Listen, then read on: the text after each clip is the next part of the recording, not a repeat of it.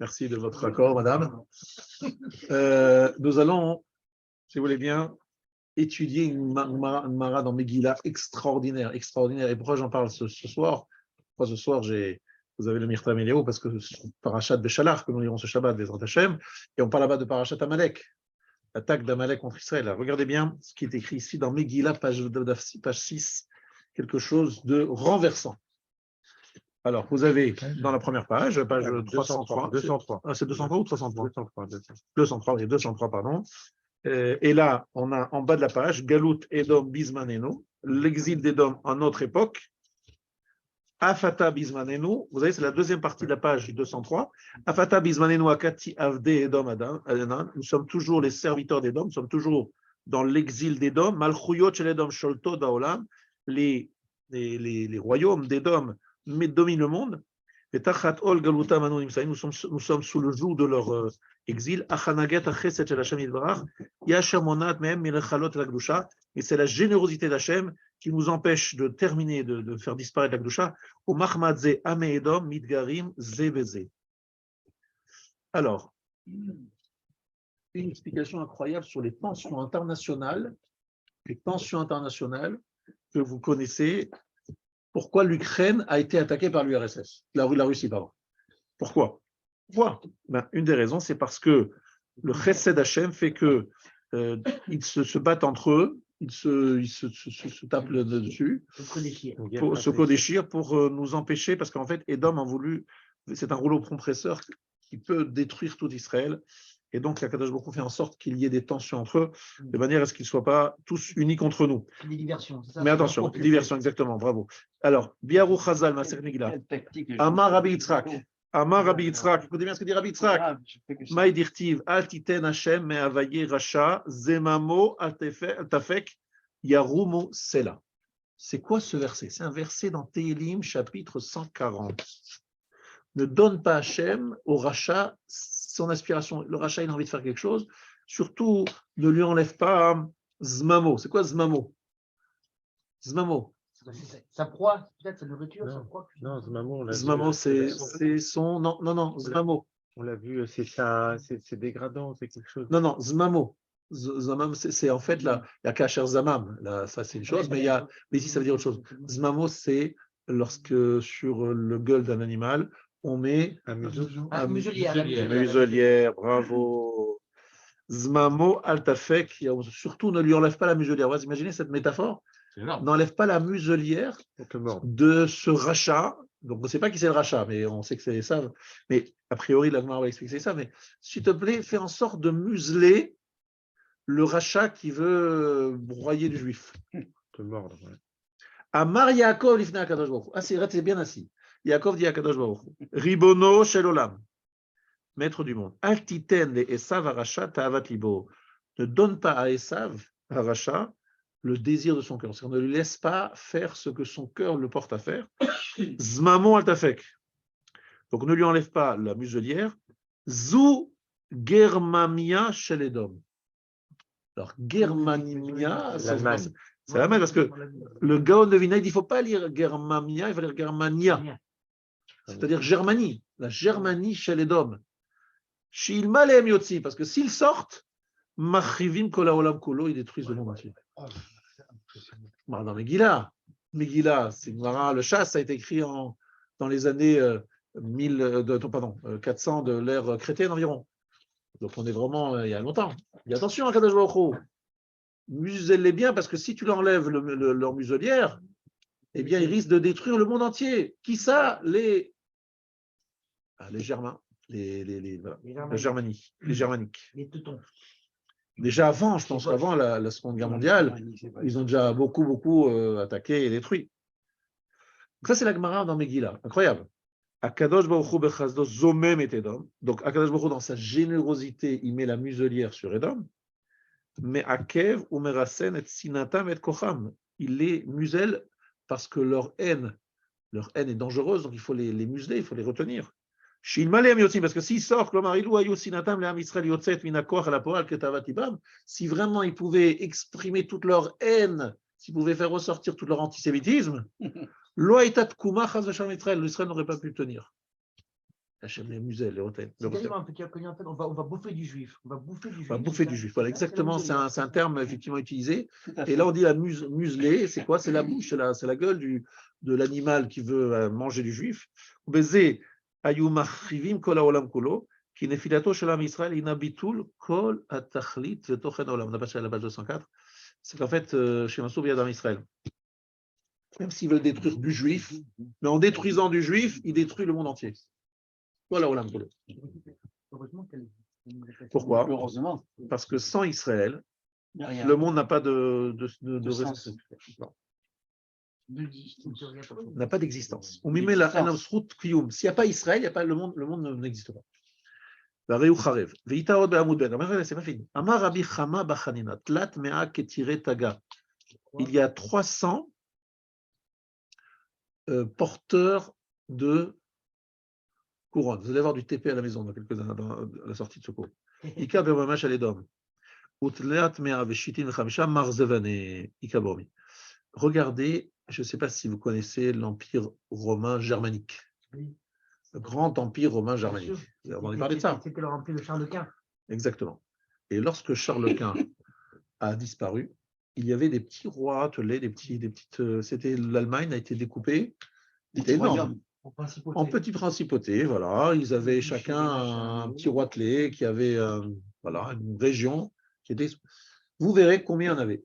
Et vous allez être stupéfait de remarquer qu'il y en avait 300, et certains disent 365, et qui étaient effectivement très, très belliqueux. Mais souvent, ils s'attaquaient les uns les autres, ils étaient un peu. Voilà. C'était une période qui est surtout, donc, à l'époque, on va dire en 1600 à 1800, 1850. Vous réviserez vos livres d'histoire. Vos livres d'histoire, c'est peut-être un peu oublié. Donc, il dit Tlat Mea Veshishi Vechamisha Marzevane, Ika Beromi.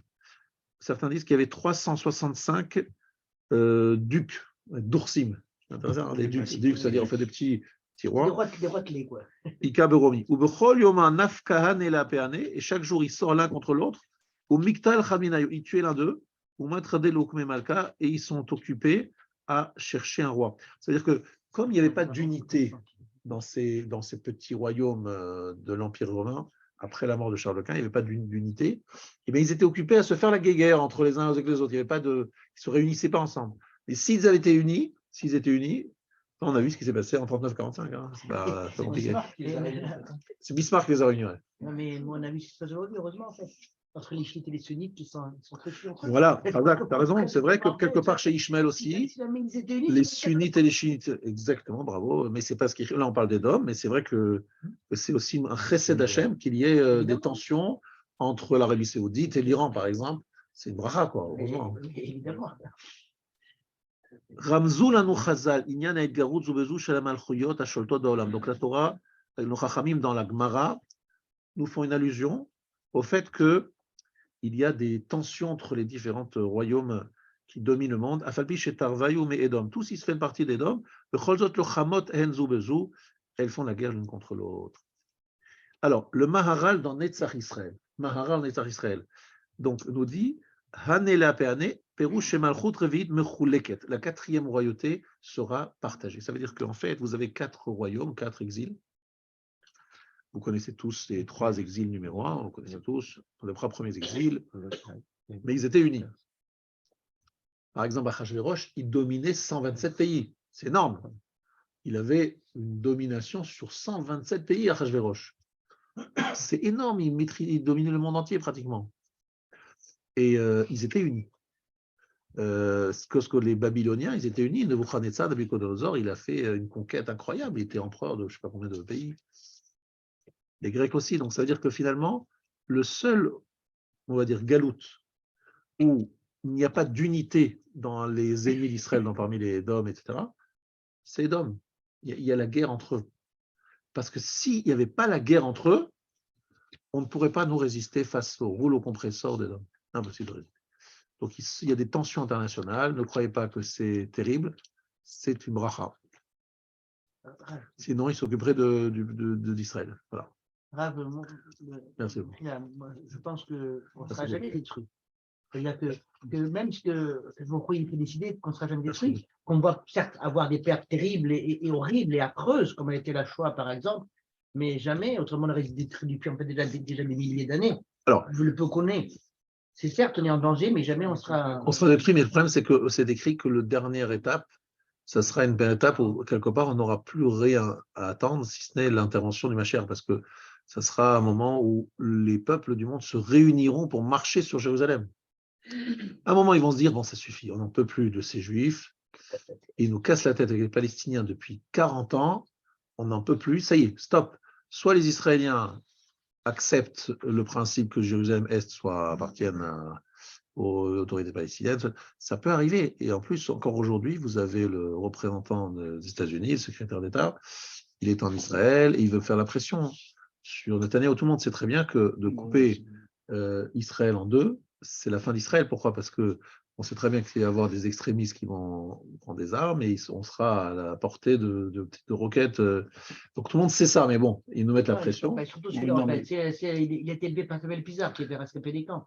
Anthony Blinken, il a été élevé par. C'est un juif, c'est un juif. C'est un juif. C'est un juif. Non, mais non, il ne fera jamais ça. Non, mais les Américains font plaisir aux pays arabes. Mais non, mais en leur faisant espérer un petit peu, on leur donne une carotte. Alors, analysez en fait l'histoire depuis quand même des dizaines d'années. Il y a une pression d'Édom sur Israël de faire la paix avec Ishmaël, coûte que coûte. Etc. Plus ou moins, etc. Il y a des hauts, des bas. Ils n'en ont rien à foutre. Ils n'en ont rien à foutre, mais ils n'ont pas envie d'être dérangés dans leur pays, etc. Voilà, etc. Maintenant, ce qui est sûr, c'est que ce qui est important, et ce n'est pas le sujet aujourd'hui de parler de géopolitique, ou etc., ou de machin, de savoir. Ce que je voulais simplement vous expliquer, c'est que marcher sur Jérusalem, c'est déjà une marche qui a déjà commencé. Voilà. Vous vous en rendez pas compte, mais on marche sur Jérusalem, ça veut dire que les peuples du monde disent Jérusalem, avec ces tensions entre les Juifs et les musulmans, ça ne va plus, c'est fini. Il faut trouver une solution, etc. Il y a des pressions. Mais on ne va pas revenir c'est simplement une petite parenthèse. Mais Agmara nire she'eri benehem u'itotzat risunan al-yadei HaKadosh Baruch Hu.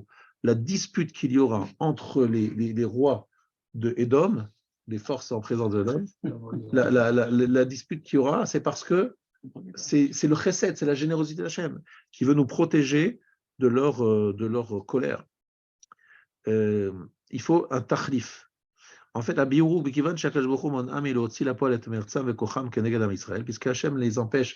C'est bien ce qu'il est en train de dire, c'est quelque chose d'énorme, peur de gens savent, ce que vous allez apprendre à l'instant. En fait, Akadosh Baruch Hu, il les muselle, donc il les retient, Mais on a affaire à des gens très, très violents, très, très puissants et très violents. Donc, si Akadosh Baruch Hu les retient face à Israël, automatiquement leur violence, leur agressivité s'exprime envers d'autres. Vous voyez ce que je veux dire? Donc, c'est pour ça qu'ils vont s'attaquer, etc. Parce qu'Hachem, en quelque part, les empêche d'attaquer Israël. Donc, ils vont vers d'autres. Donc, en fait, c'est haine ailleurs. Cette haine, cette agressivité, cette violence, elle est sur d'autres choses. Mais tout ça est profondément hypocrite parce qu'il y a quand même tout un contexte de l'état de droit, de la démocratie, de l'ONU. On y arrive. Ça, on y arrive.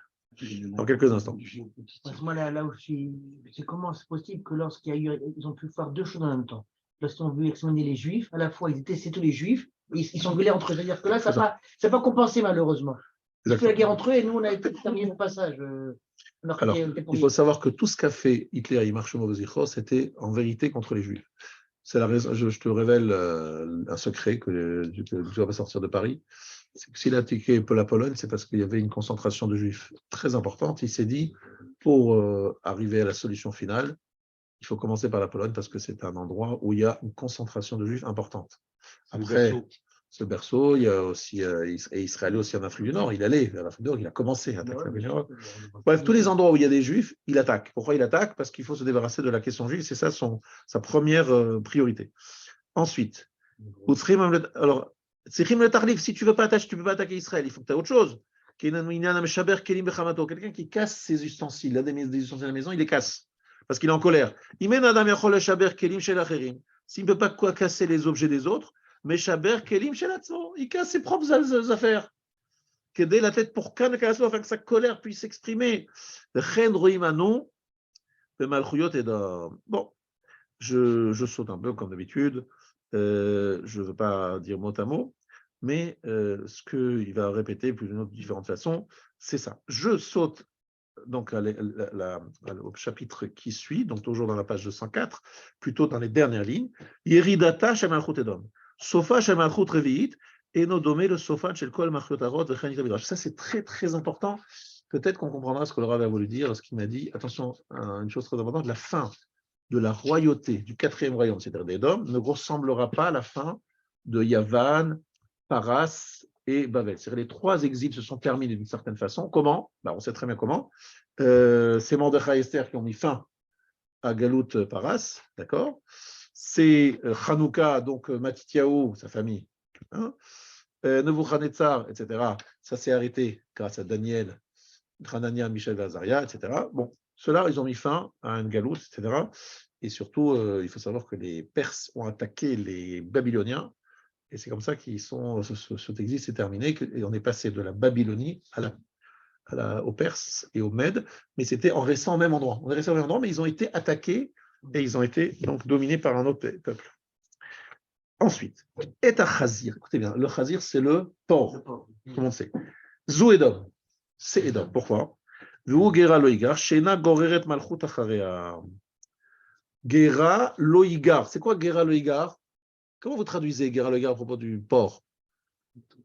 Il ne rumine pas. Bonne réponse. Et qu'est-ce que traduit le Midrash? C'est le Midrash qui dit ça. Ena goreret malchut acharea. Elle n'entraîne pas de royaume après elle. C'est la fin des royaumes, c'est la fin. Il n'y a pas d'autre royaume. En général, chaque fois qu'il y a la fin, il commence une nouvelle domination. Fin des Babyloniens, début des Perses et des Mèdes. Fin des Édoms, il y aura quoi? Fin. Fini. Il n'y a plus rien. C'est le dernier. C'est le dernier.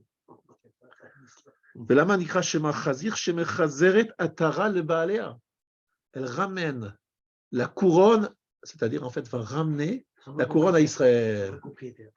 Non, il ramène la couronne. C'est-à-dire en fait, c'est grâce à eux entre guillemets qu'on retrouve notre couronne qu'on a perdue.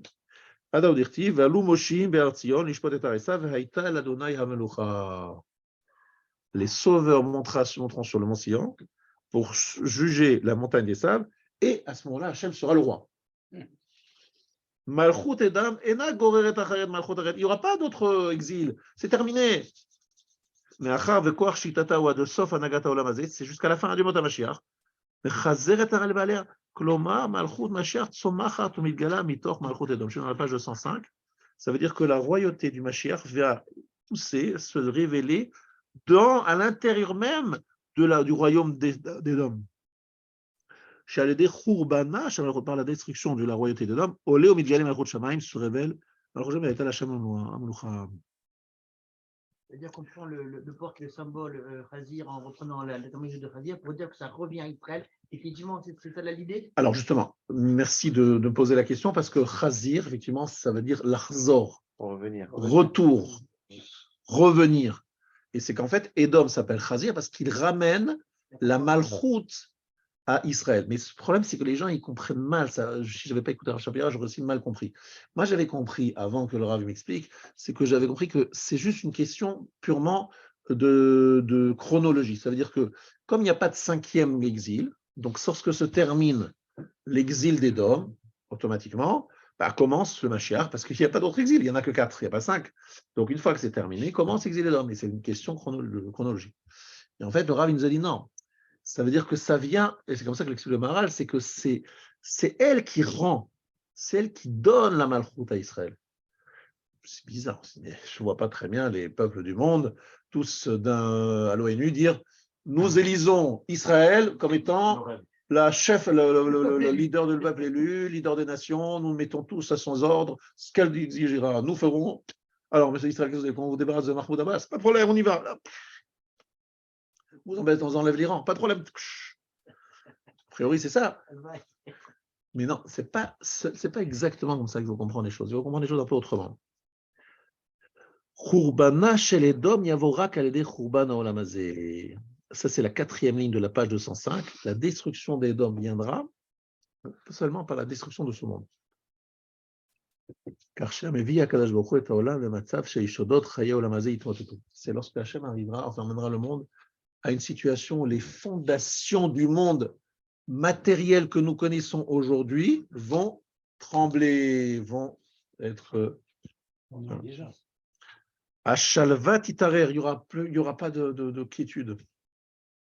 Tranquillité, on va s'asseoir tranquillement.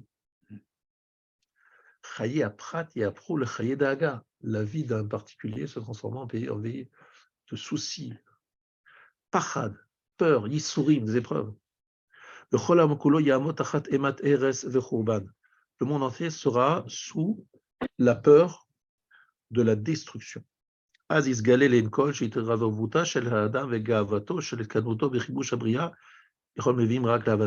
intéressant parce qu'on y est presque.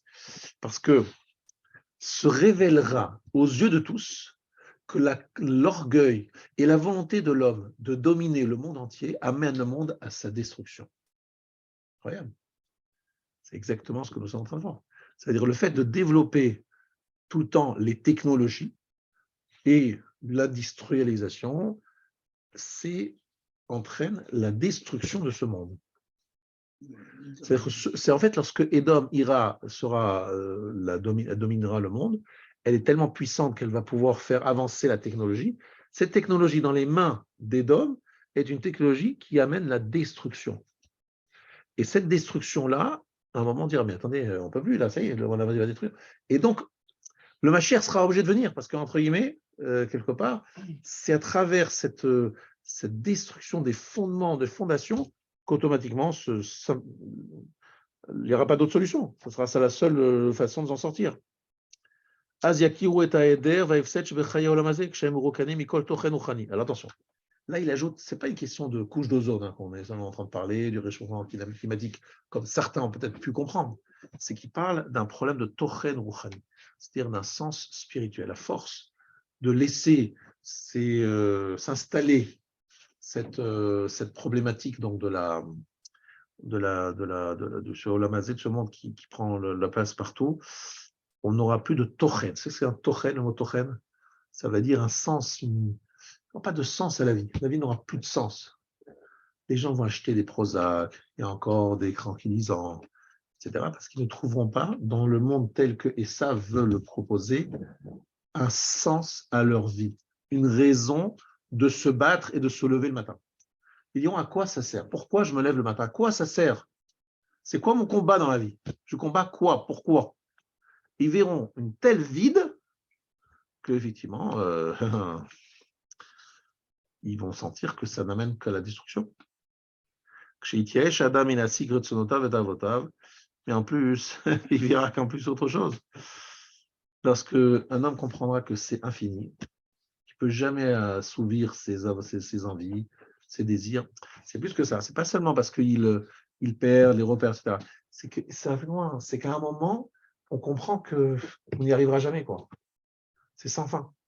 Quelqu'un qui met toute sa vie pour avoir de l'argent, pour pouvoir s'acheter ceci, s'acheter cela, se permettre ceci, faire cela, à un moment, il se dit, mais je vais où? C'est où que ça se termine? Où je vais, là? C'est quoi le but? C'est quoi la fin? À chaque fois, je suis insatisfait, je sens pas que vraiment ma vie, elle a un sens. C'est pas comblé, quoi. T'es pas comblé, voilà, voilà, jamais comblé, jamais satisfait. Insatisfait. Tu cherches la plénitude, tu ne la trouves pas. À un moment, tu te dis, mais à quoi ça sert ma vie? Donc, tu te suicides, ou bien tu prends des Prozac, ou bien tu prends des machins, mais tu essayes de trouver un sens à ta vie. Et tu n'en as pas. Alors, il te galère au rocher le Mashiach. Le Mashiach viendra, à ce moment-là, les gens diront, ah, heureusement qu'il est là, parce que vraiment, on ne savait plus quoi faire, hein. On n'avait pas vraiment d'autres options. On est ou pas? On n'est pas loin, on n'est pas loin du tout. Demandez à des grands chefs d'entreprise et on verra, ils vont dire, on n'est pas loin. Alou Moshim et Dartiel Nishpot et Taresav. Très intéressant. Les sauveurs du Mont Sion vont juger le montagne des sables. Comment vous avez compris cette phrase que vous dites tous les jours? Une phrase vraiment bateau. C'est quoi juger? C'est en fait lorsque Édom sera arrivé à la fin du déroulement de toutes ces propositions, de toutes ces... Eh bien, à ce moment-là, s'imposera tout seul. On va juger ça. Vous avez compris, ça veut dire juger. Mais finalement, vous avez apporté du bonheur aux gens. Qu'est-ce que vous dites depuis des années? On va apporter du bonheur, du bien-être, de la liberté, de la démocratie, de la droit d'expression, les tout est permis, etc. Allez-y, on vous permet, faites. Pourquoi? Mais pour vous donner du bonheur, monsieur. Mais vous ne m'avez rien donné, vous ne m'avez pas apporté le bonheur, le bonheur. Oui, il est le bonheur. Je ne suis pas heureux. Ah ben voilà, on est désolé, on s'est trompé, hein, on pensait que ça allait apporter du bonheur, mais on voit que ça n'apporte pas du bonheur. C'est dommage. Parce que pendant longtemps, on a pensé qu'on était à cause des tyrans qui nous empêchaient de kiffer la vie. Maintenant qu'il n'y a plus les tyrans et qu'il n'y a que la démocratie, on nous dit allez-y, mais on ne se trouve pas de. Voilà, on n'est pas rassasié. Donc il veut dire que c'est Édom qui va imposer le Mashiach. Ce n'est pas parce qu'Édom il va venir gentiment nous donner la place du Mashiach, parce qu'Elohim ils vont dire. C'est qu'ils vont dire mais on n'a pas trouvé de sens à nos vies. C'est incroyable. Donc en fait, il s'effondre après la perfusion, quoi. Exactement, il s'effondre. C'est une implosion. Il perfuse. C'est une implosion, bravo, c'est une implosion. Il s'effondre de lui-même. C'est comme un château de cartes qui tombe comme ça alors qu'on pensait que c'était l'air solide. C'est du carton-pâte, c'est rien du tout, c'est rien de solide, tu vois. Il y a une étude toute récente très bien. qui vient d'apparaître, qui est unique dans l'humanité, Oui. parce qu'elle a duré 80 ans. 80 ans d'études. 80 ans d'études par l'université Harvard. Ils ont pris une population de 285 personnes étudiants d'Harvard, et ils ont suivi toute leur vie. Et l'étude a pu être perpétuée, ce qui est très rare, refinancée, les études reprises. Ça n'existe pas dans l'humanité. Quel a été l'objet de l'étude? C'est qu'est-ce qui fait que ces gens, à la fin, sont en bonne santé, heureux, mentalement bien et tout. Et envers et contre tout, c'est ni le pouvoir d'achat, ni les gens riches, ni les gens qui ont des bons gènes, etc. On aurait pu croire tout ça. Ni les gens qui sont socialement de haut niveau, etc. C'est la qualité du lien social des gens pendant leur vie. Un bon conjoint, des amis, du lien social qui fait que ceux, à la fin, qui arrivent en bonne santé et heureux, arrivent à bon port parce qu'ils ont eu un lien social. C'est une étude qui te sert dans ton activité. On regarde tout au travers de son... Le lien social, c'est quoi? C'est le lien social, c'est la paix, quoi. C'est la paix que tu as. Non, le lien social, c'est tes amis, ta femme, la qualité de tes relationnels, en fait, de tes relations. C'est la bonne relation humaine comble les gens. Charles, ça veut Mais dire c'est que pas le pouvoir d'achat. En fait, si tu es en paix, tu es une relation paisible avec tes prochains. Tout seul, tu peux être jamais en paix parce que la paix, c'est forcément avec quelqu'un d'autre. Mais si tu es en paix, c'est-à-dire que ce que dit en fait, il t'aime les shalom. C'est-à-dire une fois que je te donnerai la paix, si tu as la paix, là, tu peux vivre heureux. Mais quelqu'un, par exemple, qui pourrait être quelqu'un qui est seul. Oui. Dans sa maison et qui a tout ce qu'il faut, il a tout l'argent qu'il faut pour vivre tranquillement seul. Lui, ce qui veut dire, c'est qu'en fait, c'est beaucoup la relation, la qualité de la relation. C'est l'endroit, le fait d'être inséré dans une communauté, inséré dans un groupe, inséré dans une famille, etc., qui rend l'homme heureux. C'est ça qui est intéressant. L'homme seul est mal accompagné. Mais c'est vrai que c'est incroyable. Merci pour cette information importante. Et là, on va reciter une Mara incroyable. C'est pour ça en fait, que j'ai pris ce passage, c'est à cause de la Gemara qui va venir dans Sanhedrin, page 98. On a fait déjà, elle est là. Exactement. Sera visible la descente et la destruction de la royauté des Dômes, les Enkol devant tous. Car Sanhedrin Tzadikret, Mashiach Yativ Apitra de Romain. Incroyable. Le Mashiach est assis aux portes de Rome. Alors, nous, on a compris qu'il fallait, pour chercher le Mashiach, se rendre à Rome et chercher les portes, les entrées. Ouais. Et ce n'est pas du tout ce que le Maharal explique. Et qu'en fait, le Mashiach est à la porte de Rome. C'est quoi la porte? Makom Idgaluto chez le Mashiach, là où se révélera le Mashiach, comme à Eder, à la fin des Dômes. Lorsque Edom sera dans son crépuscule, lorsqu'il est en train de disparaître, c'est là que le Mashiach va apparaître. Ça veut dire que ce n'est pas qu'il est à la porte, au sens qu'il est physiquement posé là-bas. C'est qu'en fait, il est vers la fin, lorsque c'est la porte, dans le sens, c'est la frontière. La sortie, la frontière, vous voyez ce que je veux dire, c'est dans ce sens-là. Il a cette porte-là, c'est lorsque ça finit, à ce moment-là, il commence. Le seuil de sa porte. Et c'est vrai qu'à l'aider à Sagat Bitou, Lavsuta Olamazé, Mesugalim Neadam, Velirod, Bematbat, Rouchani. Ça marche que vous savez, des gens qui sont pleins dans leur travail, qui gagnent beaucoup d'argent et qui ont un statut social important, etc., il faut leur parler de religion, de Dieu, etc., ils ne sont pas très réceptifs. À partir du moment où ils sont dans un moment de fragilité, c'est la nature humaine, on est réceptif beaucoup plus dans une fragilité que lorsqu'on est dans un confort, lorsqu'on est installé, etc. Il suffit de sortir de l'État Midrash, de traverser la rue, et vous verrez tout de suite que ça s'impose. C'est une évidence. Pourquoi? Parce que lorsque le Olam est très présent, la voix du Olam Neshama est étouffée par des couches superposées, successives de Olam. Et lorsque l'Olam s'affine, devient beaucoup. À ce moment-là, on entend derrière la voix de la Neshama.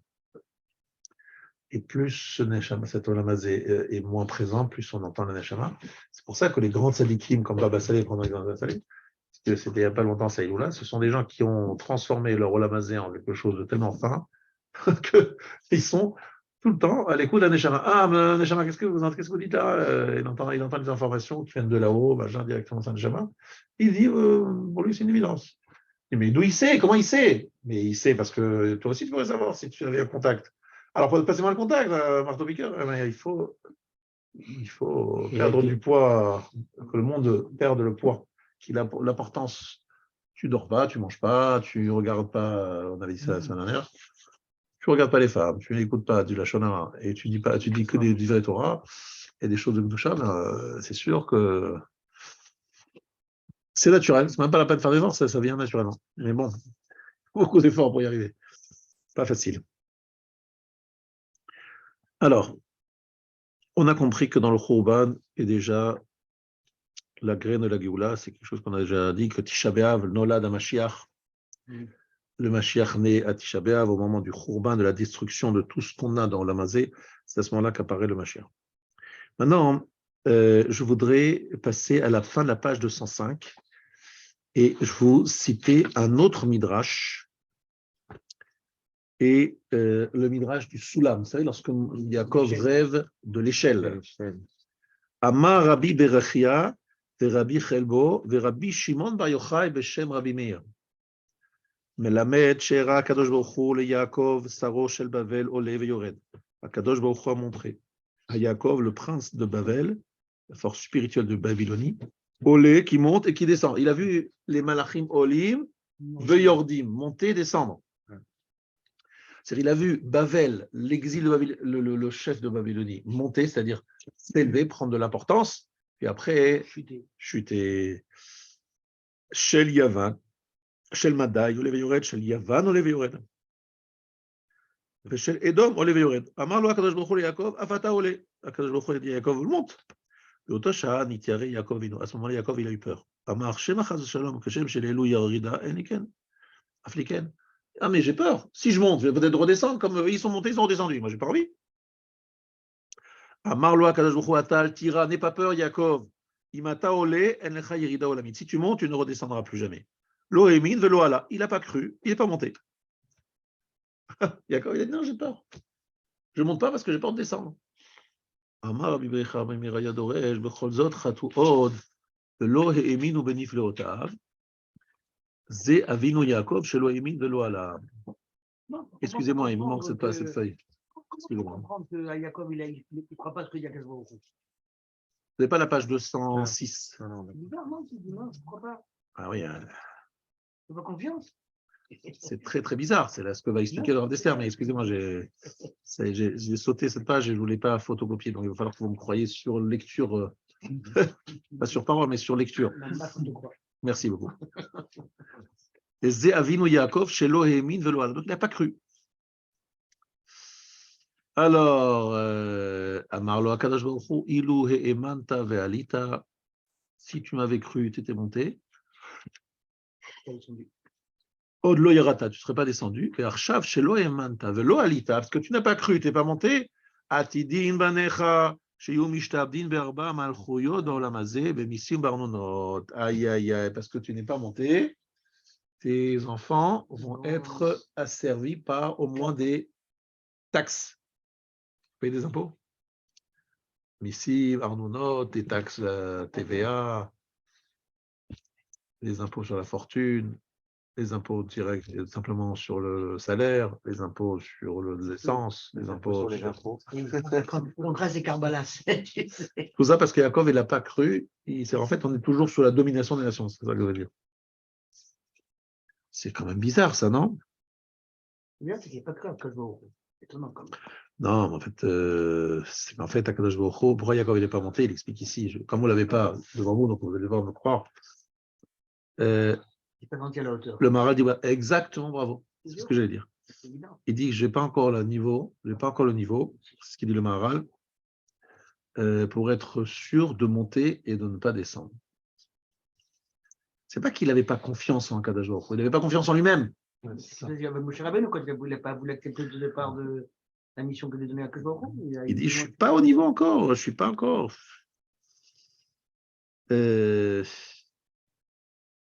Si tu ne fais pas, si tu ne sens pas que tu es capable d'aller jusqu'au bout, ben voilà, voilà ce qui se passe. Exactement.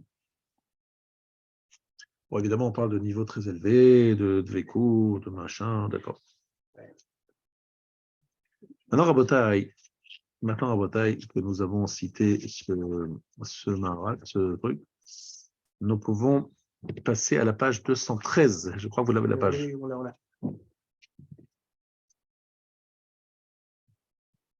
Vous vous rappelez que je vous expliquais plusieurs fois déjà, c'est une évidence, qu'il faut faire le tikkun de la faute d'Adam Arishon et que ça a été fait par Abraham, Yitzhak et Yaakov, mais qu'il fallait après un tikkun aller des klal, il fallait que le klal fasse un tikkun. C'est ce qu'il explique chez Gia et Bet Yaakov, l'ishlemut zu shabechinat klal, yardu le galot de Mitzrayim.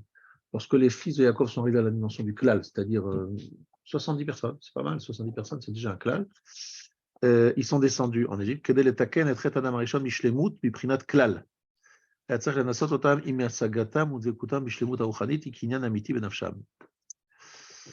veut dire, je vais vous expliquer exactement ce que représente ici le galout selon la compréhension du Rav Dessler. Il faut bien comprendre qu'on n'est jamais en galout par hasard parce que voilà, on est tous en galout, même ceux qui habitent en Israël, parce que nous sommes dépendants des nations.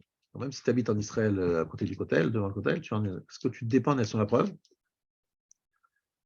si Ben Gvir il fait 3 pas 13 minutes sur le Arabaït, ben, tout le monde tombe dessus. Mais quel est le problème de marcher quelque part là-dessus? C'est un pays souverain, c'est mon pays. Quel est le problème? Quel est le problème? Je ne dérange personne, je marche.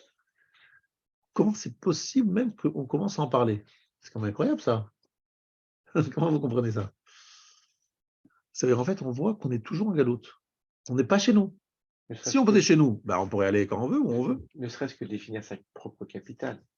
Voilà, exactement. Pourquoi est-ce que moi, en tant que juge, je ne peux pas me balader dans toute Jérusalem tranquillement, sans me poser de questions s'il y a un enfant de 13 ans qui ne va pas me tirer dessus? Non, mais tu ne peux même pas définir, moi, mon pays souverain, dire c'est telle ville, la capitale, hein, et que les autres disent je m'installe ailleurs. Il y a Or, c'est un endroit qui est juif depuis très longtemps. Il y a les vestiges du temple, il y a les vestiges de la palais de David Améler, il y a des pièces qui en sont retrouvées sans arrêt de l'époque ancienne, des preuves tangibles de notre présence dans cet endroit. Donc, c'est à nous. Alors, pourquoi ça excite tellement la colère des uns, des autres? Mais comment ils peuvent aller, ils peuvent faire, machin? On dirait qu'on est obligé de se justifier d'avoir entendu pour un endroit qui nous appartient. C'est-à-dire qu'Hachem nous dit, vous êtes en galoute, vous êtes en galoute, vous êtes en galoute, vous êtes en galoute. On est en galoute, on est chez nous, là, ici. Non, vous êtes en galoute, et il nous rappelle, il nous rappelle, il nous rappelle. Il n'arrête pas de nous le rappeler. C'est dingue, hein? Vous êtes en galoute même chez vous, en fait. Tu sors vendredi soir, quand il sort vendredi soir pour aller au Beth Midrash, il se fait descendre par des Palestiniens. C'est passé vendredi soir. Tu es chez toi, dans un quartier de Jérusalem, tu rentres, tu vas au Beth Midrash, et sur le chemin, comment c'est possible une chose pareille? Comment c'est possible? Comment c'est endable? Tu es chez toi ou tu es en galoute? C'est dingue, hein, ce rappel constant que vous n'êtes pas encore chez vous, que ce n'est pas encore acquis. Et si tu as des doutes, tu écoutes ce que l'ONU sort sans arrêt, etc. C'est impressionnant de voir ça.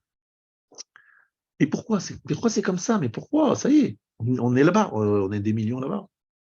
C'est légal, non? Non, on conteste, et pour ci, pour ça. Et par qui? Par des gens qui n'ont pas vraiment juridiquement de droit sur cette terre, etc. Pour le crâne. Ouais, c'est incroyable. Voilà, pour le crâne. Il y a même des propres Israéliens qui sont en train de penser qu'on n'est pas légitime. Exactement. Exactement, bravo. Exactement. Et les plus virulents contre l'occupation israélienne, Ouais, c'est la gauche israélienne, la gauche extrême. T'es où là? C'est incroyable. Ils ne sont pas des Notoré-Kata, quoi. Je ne parle même pas eux. Non, mais c'est la gauche Exact. israélienne la plus les pires. Les gauchos. Et qu'est-ce que ça veut dire? C'est-à-dire, en fait, il y a ici un vrai sujet de galoute permanent qui ne se résout pas. Est-ce que vous comprenez pourquoi? Posez-vous la question. On n'a pas encore mérité d'avoir. Alors, parce qu'on n'a pas encore fini le tikkun de la faute d'Adam Arishon. Alors, le tikkun d'Adam Arishon, c'est vrai, on peut dire que ça fait très longtemps quand même, hein, 5783 ans. Pas mal, 5783 ans. Mais qu'est-ce qu'il a fait Akadosh Baruch Hu? Il a pris le corps d'Adam Arishon, il a découpé en des milliards de morceaux, qui nous a mis, par exemple, moi j'ai un petit peu de morceaux d'Adam Arishon, Lev aussi, tout le monde ici, chacun. Certains, ils ont le talon, d'autres, ils ont plutôt du côté de la tête. Mais chacun a un petit morceau de cette âme, et chacun a une épreuve dans sa vie, des épreuves dans sa vie, qu'il faut surmonter, et qui nous font un peu le tikkun de la faute d'Adam Arishon. Parce que si chacun fait son tikkun de son côté, c'est un petit morceau de puzzle, et à la fin des temps, on dit, ah, vous avez vu, ils ont tout terminé, parce que chacun a fait son travail, et voilà, on peut rentrer dans le... Donc en fait, on avance, c'est pas qu'on n'avance pas.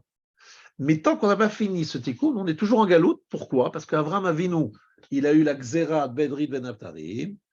Et pourquoi il a eu de la Xéra de Bedrit Ben Abtarim? L'alliance entre les morceaux. Pourquoi est-ce qu'il a eu cette Xéra de galoute? Parce qu'en fait, il fallait passer par ce qu'on appelle une sorte de creuset. Ils appellent ça le creuset de l'Égypte.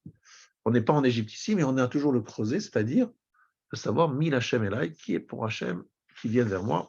Parce qu'en fait, c'est tout ça, ce sont des épreuves qu'Hachem nous envoie pour voir qui reste fidèle. Ça veut dire que malgré les épreuves nombreuses qu'il y a dans le galout, est-ce que je reste fidèle à Kadosh Baruch Hu? Est-ce que c'est vraiment la Torah et à Kadosh Baruch Hu qui est pour moi le plus important? Ou bien, ce qui est plus important, c'est de plaire aux uns, de plaire aux autres, et de faire ceci. Mais ça n'a qu'un temps. Et voilà. Il faut faire un peu de diplomatie, mais il ne faut pas non plus Bref, on ne va pas revenir sur le sujet, mais en tout cas, il y a un tikkun au niveau du klal. C'est-à-dire qu'il faut que le peuple juif trouve une solution pour savoir qui il est, vers où il va, etc. Et c'est tout le temps à la Knesset, vous entendez, des débats très, très, très houleux, parce qu'il y a une ashkafa, un regard sur l'État d'Israël, sur l'avenir de ce qu'est Israël, qui est très différent selon les uns et les autres. Mais là, ce n'est pas que la Knesset, c'est dans la rue aussi en Israël. Évidemment, la Knesset représente un peu ce qu'il y a dans la rue. Parce que les manifestations qui contre les anti-religieux. Etc. Voilà. En fait, la Torah n'est pas reconnue. Donc tout ça, c'est pour nous rappeler qu'on n'a pas encore fini le tikkun de cette faute d'Adam Arishon au niveau du klal, au niveau de la collectivité, la capacité de trouver dans une collectivité une sorte de point commun pour faire ce tikkun de la faute d'Adam Arishon. Et le tikkun ne concerne pas aussi les non-juifs, parce que Adam Arishon, c'était le premier homme de tous les hommes. Très bonne question. Est-ce que c'est uniquement les juifs? Non, c'est aussi les non-juifs. Pourquoi on parle de nous, pourquoi on parle de nous de... Alors, le tikkun que doivent faire les non-juifs, c'est d'aider, de participer à ce que les juifs doivent faire, c'est-à-dire de les aider logistiquement, d'une façon ou d'une autre, à réaliser leur avodat Hashem. Voilà, vous servez Hashem avec les 613 mitzvot. Nous, on les sert avec 7 mitzvot. C'est déjà quand même un autre rôle à jouer. Et à part ça, notre deuxième rôle, c'est de vous aider à pouvoir le faire. Donc, on construit Airbus pour pouvoir aller en Israël, aller à la Yeshiva là-bas. On vous envoie, on vous fait des beaux bâtiments pour pouvoir étudier la Torah, etc. etc. Comment? Mais tu dis ça à des Hiloni Israël, ils te disent, mais t'es comme Montaré, mon ami. Mais c'est sûr qu'ils pensent. Mais c'est sûr qu'ils disent ça. Et ils ont raison en termes de raisonnable. C'est avec leurs lunettes rationnelles, c'est sûr. Moi, ce que je dis, je ne l'aurais pas deviné si je ne l'avais pas lu dans les Sfarim, etc.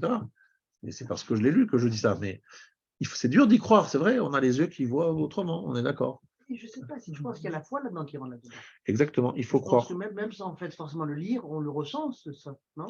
Exactement, mais on le sent et on ne le ressent pas. En fait, tu as remarqué que des fois, tu sens que tu es porté et des fois, tu sens que tu es déporté. Pourquoi tu es déporté? Parce que tu es attrapé par d'autres choses, par d'autres valeurs, d'autres trucs. Quelque part, tu te perds là-bas, tu t'entraînes, tu te laisses entraîner, mais pourquoi? Qu'est-ce qui m'arrive? Puis après, tu recentres, et puis après, tu repars. Voilà. Il y a un endroit où il n'y a pas trop de doutes, c'est lorsque tu es rabbin et que tu assises des gens à leur dernier instant, là, tu n'as pas trop doute, lorsque tu es au cimetière devant des gens, ça va assez rapide, tu leur parles de Torah, etc. Ça marche. Déjà, écoute. Dès que tu sors du cimetière, tu leur dis Torah, machin, c'est un peu différent. Tout ça, c'est pour vous expliquer qu'en fait, le Olam Hazé, tant qu'il est présent, très présent, il nous empêche, c'est comme une sorte de voile, il nous empêche de voir. Pardon? Un rideau, exactement. Un rideau qui nous empêche de voir, et il y a derrière des ombres. On dit, tiens, il y a quelque chose derrière, mais. Quand je vois en fait les musulmans, ils n'ont pas ce problème-là, ils sont beaucoup plus croyants et beaucoup plus Alors, que les juifs. c'est une bonne remarque. Pourquoi est-ce que Esav, Edom, est différent que Ishmaël, qui est très croyant? Parce que Esav, Edom, il a ce qu'on appelle, il va expliquer ça, la gava, l'orgueil. Il a beaucoup de mal à baisser la tête et à accepter, etc. Il est très, très fier et très orgueilleux. Vous voyez ça dans les relations d'affaires? C'est terrible, c'est une souffrance de chaque instant. Voilà. Et on est très nombreux à le dire. Exactement. Mais à un point qu'on n'a jamais vu de notre vie. C'est ça. Une telle fierté, arrogance et orgueil. Et il dit, c'est ça la marque de fabrique d'Esav. Il est très, très arrogant. Donc, il a beaucoup de mal à baisser la tête en disant non, il faut accepter la religion. Dieu a dit oh là là, moi je décide, moi je fais, moi je ceci, moi cela. Et cet orgueil, il est omniprésent. Chez les Arabes, c'est beaucoup moins. Au contraire, ils sont très, très, ils acceptent. Moi, je fais beaucoup de commerce avec eux maintenant. Ils ont le Inch'Allah qui est à toutes les fins de phrase. Quoi. Exactement. À toutes les fins de phrase. C'est ça. Emir Hachem. Ils sont en soumission permanente dans leurs 5 Exactement. 5 prières par 5 prières par jour, c'est une soumission incroyable. Le ramadan qui s'inflige. Ça, tu viens le rendez-vous ça parce que Inch'Allah. Mais tous. Oui, vous avez le truc. C'est beau, en fait. Non, mais ils ont un niveau de Emouna incroyable. Et je vous ai même raconté qu'un grand maître s'appelle Marie Diskin, il ne voulait pas passer dans les 4 coudées d'un arabe en prière, d'un musulman en prière. Parce qu'il disait, il y a la shrina avec lui. Donc il ne faut pas couper entre les shrina. Donc il avait un grand respect de la prière d'un musulman. Et je suis rentré dans le Olam Yitzhak, il ne faut pas le dire, mais à 23h, 30 minuit. Et j'ai vu là-bas les horaires de Tfila qui étaient affichés en mode, comment ça s'appelle, électronique. Et j'ai vu les horaires, c'est pas facile, hein, c'est des horaires Alot HaShachar, l'aube, le lever du soleil, ils ont 5 horaires. Hatzot, Shkia. Ils ont le Maghreb, ils ont le Maghreb qui Attention, c'était l'horaire de la Mecque. C'est pas vraiment l'horaire de Hebron, mais c'est l'horaire de la Mecque. Et le sabbat le matin, le Maghreb, tout ça. Mais ils font attendre 5 prières et de faire machin. D'accord, elles sont très courtes, mais ça demande un certain. Ouais. Tu vas dans les pays arabes, l'Arabie Saoudite, ils ferment les commerces, ils s'arrêtent. En fait, il n'y a pas de problème, comme nous on fait des pendant longtemps. Oui, mais qu'est-ce qu'ils font à ce moment-là? Tapis, vas-y, pipi. Voilà, mais c'est quoi tapis? Ils se prosternent. Donc c'est bien ce qu'on dit, c'est le contraire de la gava. C'est se mettre entièrement. S'aplatissent, voilà. C'est vraiment un signe. C'est pas Esav, Mechila, c'est pas le même problème d'Esav. Et ils prient, et ils sont dans cette soumission à Hachem, qui est extraordinaire. Donc on ne peut pas comparer le Yetzara de Ishmaël à celui d'Esav. Aucun rapport. Et en plus, ils sont accrochés, hein? Exactement. Et les Juifs qui vivent dans les pays occidentaux, ils ont beaucoup plus de mal à Emouna. Ils vont vous dire je suis agnostique, ils sont rebelles à Hachem. Mais un Juif laïque, mais un Juif qui habite au Maroc, qui habite en Tunisie, etc., il va dire je suis laïque. Et les gens ils disent mais t'es fou, quoi, il faut te mettre à l'asile. Parce que dans l'ambiance de là-bas, tout le monde est croyant. Et ils apprécient les gens croyants. Ils respectent le rabbin, ils respectent les cimetières où il y a des rabbins qui sont enterrés. Ils sont impressionnants. Donc on voit vraiment que c'est une autre ambiance. Alors lui, il dit que c'est clairement, c'est pour ça que je vous invite à regarder à la page 216, vous l'avez aussi, chez Pashta et Gabra, Midat Agahava Be'am Israël. Lorsque voilà, c'est ça le problème. C'est que lorsque le peuple juif est arrivé et devient aussi Baal Gava et orgueilleux, Atkinut Manasata, c'est là que la deuxième Beth Amikdash a été détruit et qu'ils ont été livrés dans les mains de. Parce que si tu es Baal Gava, qu'est-ce qu'on fait? Comment est-ce qu'Hachem il te soigne?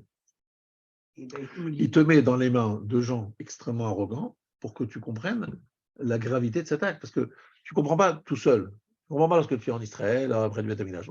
Mais en galoute, avec des gens insupportables à cause de leur gava. Et on te dit alors comment c'est? Alors, ce que tu vois les autres faire, tu dis, ouh là là, mais c'est insupportable, c'est incroyable. Donc, toi-même, tu prends une flaque, tu dis, ouh là, vous avez raison, mais moi aussi, j'étais un peu comme ça avant, j'étais un peu trop arrogant, etc. Donc, quelque part, le galout nous remet sur le droit chemin en observant combien c'est terrible d'être aussi orgueilleux. Qu'est-ce que ça donne? Ça donne des choses incroyables. Et pourtant, le Moyen-Âge était quand même rempli de gens chrétiens qui étaient très, très croyants, très catholiques et très Exactement. fervents, machin. Ouais. Alors, comment ça se fait qu'après ils sont transformés parce qu'ils étaient. Alors, écoute bien ce qu'il m'a dit le Rav. Ce qu'il m'a dit le Rav, c'est incroyable. Il m'a dit qu'en fait, leur croyance, c'était une croyance orgueilleuse. Ça veut dire que officiellement, évidemment, ils étaient là pour servir, etc. Mais en fait, ils se servaient de la religion à des fins. D'ailleurs, tu vois très bien, la violence, c'est quoi? Les gens, ils ont envie de tuer du juif. Bon, ou de tuer tout court, et du juif en particulier. Donc, ils se disent, si je vais dans une croisade vers Jérusalem, j'ai le droit, c'est même une mitzvah, de découper des juifs en morceaux. Maintenant, qu'est-ce qu'il fait, lui? Il utilise sa croyance pour s'autoriser, et même trouver ça comme une mitzvah, de tuer du juif. Mais en vérité, c'est quoi le truc? C'est qu'il a envie de tuer, il a envie de... Hein, et il cherche des... Mais c'est pas du tout qu'il se prosterne et qu'il accepte. C'est Ishmaël, alors, comment vous expliquez Ishmaël? Ah, très très bien. Et chez Ishmaël, c'est différent. Péré Adam. C'est très différent, mais il faut comprendre, il a posé une bonne question. Oui, On voit c'est chez sûr, Ishmaël mais c'est aussi différent. une certaine violence et une certaine extrémisme, etc. Et là, c'est Péré Adam. Et regarde là-bas les commentateurs. Adam, c'est parce qu'il s'appelle Adam du fait qu'il est descendant d'Abraham et il a la croyance d'Abraham. Mais il est Péré, il est sauvage parce qu'en fait, Ben Ishmaël, il pense que s'il fait une chose pour Allah, c'est une mitzvah, même si ce n'est pas écrit dans le Coran. Voilà. C'est lui qui fait sa propre loi. En fait, lui, il n'a pas de loi, il y a quelques lois qui sont évidemment assez strictes. Et à part ça, Et c'est lui qui la dicte. Voilà, si lui décide, voilà, c'est ce qui s'est passé vendredi soir, des gens ont dit, si je ressens que pour me rapprocher de mon créateur, il faut tuer du juif, c'est une mitzvah, donc je le fais. Mais en étant certain qu'ils vont avoir le Namaba, et les 70 vierges, etc. Ils savaient qu'ils allaient mourir. Mais ils se sont dit, mais au contraire, moi je fais une mitzvah, etc. Mais est-ce que c'est une mitzvah? Eux, ils en sont certains. Maintenant, en arrivant là-bas, je pense qu'ils ont vu c'est un peu d'erreur.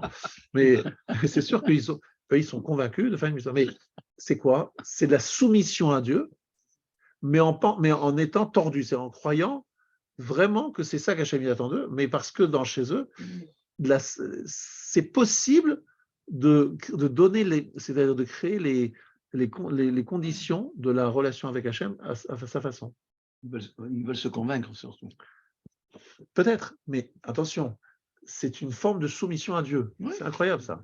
C'est pas la même origine que les gratuites pour tuer du non, pas du tout. C'est le Shem Shamaim. Fait une mitzvah, etc. Maintenant, vous allez dire, mais les chrétiens aussi pensaient que c'était le Shem Shamaim. Sauf que chez eux, ce qui est intéressant, c'est que chaque fois qu'ils ont une envie quelconque, et c'est ça qu'ils se rejoignent, Ishmael et finalement Esav, c'est parce que finalement, on est toujours violent, on est toujours dans le pogrom et dans la destruction, mais finalement, avec toujours la bénédiction de notre Dieu. Donc finalement, on se rejoint au niveau de le résultat est le même. Dans un cas, on tout dit juif, dans l'autre cas, on tout dit juif. Pas pour la même raison, mais le résultat est le même. Et c'est toujours avec la religion au milieu. Les uns, le problème, c'est la gava, l'autre, c'est la ta'ava. La ta'ava, ça veut dire que c'est la volonté de réunir tout vers soi, de se dire, voilà, je suis l'égocentrisme. Mais c'est très intéressant. C'est pour ça que le mufti de Jérusalem était tellement pote avec Hitler. Le mufti de Jérusalem était très pote avec Hitler, le mufti, ouais. Le chevalier de Malte, les Templiers. Les Templiers, ouais. Nous, on a le belt aussi, on ne peut pas rajouter des mitzvot. Exactement. Et nous, c'est très codifié. Quelqu'un qui veut faire, il doit demander la question à un rav. Est-ce que vous autorisez? Est-ce que la Torah l'autorise? Et il doit vérifier, etc. Mais les actes de violence sont interdits. Ok, vous avez raison, parfaitement raison. Et c'est pour ça qu'on s'oppose fortement à des extrémistes juifs qui vont aller parler à Arafat à l'époque ou à Ahmadinejad. Il y a des photos comme ça, tu vois, des juifs orthodoxes, péodes, machin, qui vont parler. Non, ce n'est pas les tous les Négorada, c'est une petite frange, ils ne sont pas nombreux, ils sont quelques dizaines. Il n'y en a pas beaucoup. Mais on les remarque. Mais on les revoit parce qu'ils se font photographier. Et en plus, eux, les Iraniens, ils sont intéressés à les photographier. Regardez, même les Juifs que viennent nous voir, c'est vous, les Israéliens. C'est dingue, hein, mais c'est terrible, ça c'est le Issou Moser, c'est terrible, c'est catastrophique. Ça c'est vraiment la folie, quoi. Bon, qu'est-ce que vous voulez que je vous dise? Il y a de tout il faut tout pour faire un monde. Hein. Et c'est pour cela, nous dit-il, le Rav Dessler. Donc, je reprends les mots. Asher midatam ga'ava ou kfira. Donc, leur attitude, c'est la kfira. Tu vois, ce qui est Ishmael, c'est pas la kfira, c'est le contraire. Kfira, ça veut dire l'hérésie. Le Nusar kochi votsemiadi, il va force. Afani afsiot, si j'exige rien d'autre. Aromaim baou bechozakiad. Les Romains sont arrivés avec force. Velo imidu ruchaniut. Aflot mea, neged ruchaniut shel kedusha. Ils n'ont pas mis de ruchaniut face à la kedusha. שכן לא הייתה להם תרבות מקורית משלהם, כידוע. Ils n'avaient pas vraiment de culture de leur propre cru. הם העמידו גשמיות מול הרוחניות, ils ont mis simplement la גשמיות face à la רוחניות, הם טיפרו את רוח הניצחון של הגבורה הגשמית. Donc en fait, ils ont développé cet esprit de victoire, et c'est-à-dire d'une force matérielle, כאילו שבכוחם לרתום את כל העולם לצורכי הנאתם ותועלתם ולביצור שלטונם. Ils peuvent prendre le monde entier pour leur profit, leur propre profit, et pour installer leur domination. Vemida shegadla atzlachatam, car gadla gavatam. Plus ils réussissaient, plus ils sont devenus baalei gava, ou baou l'idée kfira vechutzpa klape shamaya. Ils sont arrivés donc à la kfira, et c'est pour cela qu'à la fin des temps, car une chazal shebesofa shamalchut revi'it, beigvot de mishira chutzpa yat vekoach hatzuz, voyez la vigdal. La chutzpa va en grandissant. Il reprenait, il sait qu'il y a la vérité, mais il ne veut pas l'accepter. En fait, il se rebelle contre une vérité qu'il reconnaît. Vous voyez ce que je veux dire? Il ne veut pas l'accepter, il ne veut pas l'accepter, parce qu'il est trop orgueilleux pour reconnaître et pour baisser la tête. Mais au fond de lui, quelque part, il aimerait pouvoir adhérer, parce qu'il y croit. Il y croit, mais il ne veut pas y croire. Parce que c'est se remettre trop en question son orgueil. Quoi, il va avouer que c'est trompé, il va changer de façon d'être. Les gens ils vont dire quoi? Ah, tu t'es trompé, tu avais volte-face, etc. Et ça, il ne peut pas dire, il peut pas faire il peut pas avoir cette humilité-là de dire oui, je me suis trompé, oui, j'ai fait tchouva, oui, je me suis converti, oui, non, il ne peut pas, c'est trop dur, c'est aller à l'encontre de son arrogance. Une fois, j'ai déjeuné avec un grand directeur d'une boîte française, les Primagas. Et alors, je l'ai invité à déjeuner en restant caché, il fait la porte pour maillot. Et moi, il m'a dit, mais tu manges cachère? Oui, parce que je suis pratiquant. Il dit, ah bon, tu es pratiquant, très bien. Tu crois en Dieu? Ben, si mais je suis pratiquant, tu crois en Dieu, forcément. Je lui ai demandé, et toi, tu crois en Dieu, mais tu sais, j'ai du mal à ne pas y croire. Ça veut dire que tu vois comment il a été plein, j'ai du mal à y croire. C'est bien dit ça. J'ai du mal à pas y croire, mais je sais pas pour ça que je vais faire des actes de religion, que la religion, c'est ça dingue, hein. J'ai du mal à pas y croire. C'est dur de ne pas y croire parce qu'on ne voit pas comment le monde. C'est une évidence, mais en fait, j'aimerais bien me révolter contre ça. Mais ça m'est un peu voilà, insupportable. Quoi, Raoutsoa il a rigdal. Amakir et Aemet, Ahmad Gavato et Nochafet Sikanala, Mitratsef ou Poel, Bemered ou Beazout Keneged Aemet. Kedelit Kaber al Tviat Matspouno, pour se prendre, donc aller à l'encontre de ce problème de conscience, c'est ça. Vous avez compris quelque chose. Lorsque vous avez dans votre conscience, vous vous dites la vérité, elle est là. Mais vos midotes vous disent, je ne peux pas baisser la tête. Qu'est-ce que vous faites? Et il y a un problème entre vous, à l'intérieur de vous-même. Donc, qu'est-ce que vous faites? Vous avez la choupa. Vous vous conduisez avec effronterie. Vous repoussez, etc. Mais parce que quelque part, vous êtes gêné, vous comprenez? Vous êtes gêné, vous êtes embêté. Parce que c'est comme le rachat. C'est quoi ce truc? Il attaque. Il n'est pas neutre. Pourquoi? Parce qu'au fond de lui, il sait qu'il y a une petite ça a l'air d'être vrai ce qu'ils font, mais je ne peux pas l'accepter parce que sinon c'est remettre en question et c'est un problème avec mes midotes. Et voilà, ça donne la chutzpah, de l'effronterie, des gens qui attaquent. C'est pour ça que les gens qui attaquent les religieux d'une façon très forte sont souvent des gens qui sont interpellés par ce que fait le religieux. Les pires, ce sont ceux qui sont indifférents, qui sont fondus, ils ont quoi faire. Mais alors là, ils sont complètement indifférents. Mais il y en a d'autres qui attaquent. Ceux qui attaquent, au moins, il y a quelque chose qui existe encore. Vous voyez ce que je veux dire? C'est bizarrement, mais ceux qui attaquent sont plus proches que ceux qui n'attaquent pas. Vous voyez ce que je veux dire? Ils ne sont pas différents. Ils ne sont pas différents. Ouais. Ça les dérange. Ils sont dérangés par. Il y a une réaction. Oui, il y a une réaction. Voilà, ça réagit. Tu veux dire. Oui, bon. En fait, ils sont mal dans leur peau, quoi, parce qu'ils ont une contradiction avec eux-mêmes. Voilà, c'est ça, exactement. Et tu as aussi les familles, quand même. Tu vois, dans les religieux, il y a plein de familles, des grandes familles, etc. Chez les autres, c'est très peu d'enfants. Tu vois ce que je veux dire? C'est gênant parce que ça voit bien la différence entre c'est une évidence, quoi. Il la voit, la différence. Rabbi racontait que lorsque Benny Lévy a commencé à faire cette écheva, au début, il était tout énervé quand il le voit. Il disait, mais c'est impossible de faire comme ça. Après, il revenait, oui, Rav, c'est vous qui avez raison, quoi. C'était comme ça, cette attitude comme ça. Après, justement, elle a fait une belle écheva. Belle écheva, effectivement. Et il était comme ça, quoi. Exactement. Moi, je l'ai connu très bien, donc je confirme. Mais moi, je l'ai connu lorsqu'il avait déjà accepté. C'est beau de voir quelqu'un qui arrive à baisser la tête, qui est connu, qui est rachauve et qui dit oh non, je me suis trompé, non, j'ai compris la vérité, avec sa kippa, avec sa barbe, machin, c'est pas évident. Ça demande beaucoup d'humilité. Alors, ensuite, Midazu shel Gava vechutzpa klavé shamaya imidat amalek, qui me voit besoin Akadosh d'écrire Kelev veda hatzifa mikula. Alors ça, c'est vraiment intéressant. On est tombé juste sur la notion du Kelev, parce que le Kelev, le chien, est appelé le plus chatsouf des animaux. Pourquoi est-ce que le chien est le plus effronté des animaux? On va demander à Michael de nous éclairer. Un chien, après Vodafka, les chiens, c'est sympathique. Il marche devant, mais il se retourne toujours pour voir où est son maître. D'accord, mais c'est pas un chutpa, c'est pas une chutpa. Pas, non. Alors, c'est quoi la chutpa? C'est le seul animal qui suit son maître en marchant devant lui. Non, c'est pas pour ça. C'est le seul animal qui va absolument vivre dans le monde des hommes. Ça veut dire que, a priori, les animaux, ils sont bien entre eux. Pourquoi est-ce qu'un chien, il a absolument besoin d'être adopté? Mais lui, dans l'espèce, avec d'autres chiens, ils font la fête ensemble. Ils sont bien ensemble. C'est quoi? C'est des chiens. Ils ont qu'à faire la fête ensemble. Non, ils veulent être adoptés par des hommes. Et là, Laura nous a dit que la chutzpah, c'est de vouloir se mettre à une place qui n'est pas la nôtre. C'est vouloir prendre une place qui n'est pas la nôtre. Le chien veut prendre la place des hommes, avec les hommes, alors que ce n'est pas sa place. Et lorsque vous avez un chien, il va absolument rentrer à la maison. Il veut rentrer dans votre lit, il veut s'asseoir, machin, il va être avec vous tout le temps, il ne vous lâche pas, machin. C'est bizarre, mais pourquoi? Et le chat, pourquoi on dit non, le chat, il n'est pas autant. Le chat, il a un autre problème, il a la kina, il est très jaloux. Très indépendant et très jaloux. Sache qu'il est très, très jaloux, alors fais attention de ne pas le vexer, parce que lui, le chat, il est très vexe. Et donc, le chien, il va absolument vivre avec les hommes, il a besoin de se relationner avec les hommes, c'est la chutzpah. Et qu'est-ce qui s'est passé dans la paracha de cette semaine de Béchalar? Qu'est-ce qui reste, la seule idole qui reste entière? C'est la figure d'un chien.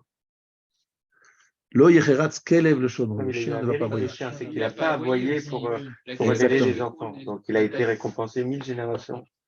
Il a été récompensé, mais pourquoi est-ce qu'il ne reste qu'une idole? Et c'est l'idole qui a la figure d'un chien. Vous savez que les sphinx d'Égypte, certains sphinx avaient la forme de chien. Vous vous rappelez, vous avez vu ça absolument? Il y a le lion, la forme de lion, et aussi le chien. Et que symbolise le chien dans la mythologie, dans la croyance égyptienne? Alors, c'est le seul qui est resté, etc. C'est en fait le problème de Paro. Paro, il est Khatsouf. Il veut repousser Hachem, il veut prendre sa place. Il dit, non seulement il est le roi par en bas, il est le roi en haut, il dirige le monde, il sait ce qu'il y a dans les étoiles, il veut tout diriger. Il est Khatsouf. Amalek, c'est la paracha de cette semaine. Il attaque Israël. Mais qu'est-ce que tu es Khatsouf? Les Juifs sont en train de sortir d'Égypte. Ils sont en train de passer la mer. Laissez tranquille. Le miracle, ils ont été bénis du bon Dieu. Tu attaques. Khatsouf. Tu es effronté. Vous comprenez? Ok. Alors, juste qu'on ait le temps de terminer, parce que si vous avez dit, est-ce que Hachem est parmi nous ou pas? C'est ce que disent les Juifs dans la paracha de Béchalar. Je vous donne dans les mains du chien. Vous savez, la fameuse histoire du papa qui porte son fils pour le protéger des attaques des animaux. Et puis après, il rencontre quelqu'un, et le fils dit, oui, papa. Oui, il est papa, mais tu es sur mes épaules. C'est Khatsouf. Et à ce moment-là, il le jette, son enfant, et cet enfant, il est mordu par un chien. Pourquoi? Parce qu'il est Khatsouf. Ça veut dire, tu es sur moi et tu me demandes où je suis. Mais tu es sur moi, t'es posé, t'es. Ouais. כדי לעמוד בניסיון זה של תרומת הגאווה והחוצפה, הוכנס עם ישראל מידה מגניה לגלות זה, ההולכת ונמשכת מאז חורבן הבית הימינו עד. Et cette chutzpah, cette gava, elle est là pour faire le tikkun, le dernier tikkun avant la fin des temps. C'est cette problématique qu'il faut gérer, régler, en voyant combien c'est terrible de ne pas avoir d'humilité. Très impressionnant. C'est exactement ce que vous voyez. C'est sûr que vous voyez ça dans le monde des affaires. Et vous savez que c'est un grand clé, hein, si vous voulez mettre quelqu'un dans votre poche, si c'est quelqu'un qui est d'origine et savique, si vous le flattez, si vous lui donnez du kavod, etc., la pommade, il va vous manger dans la main. Surtout ne pas le froisser son orgueil, C'est ça.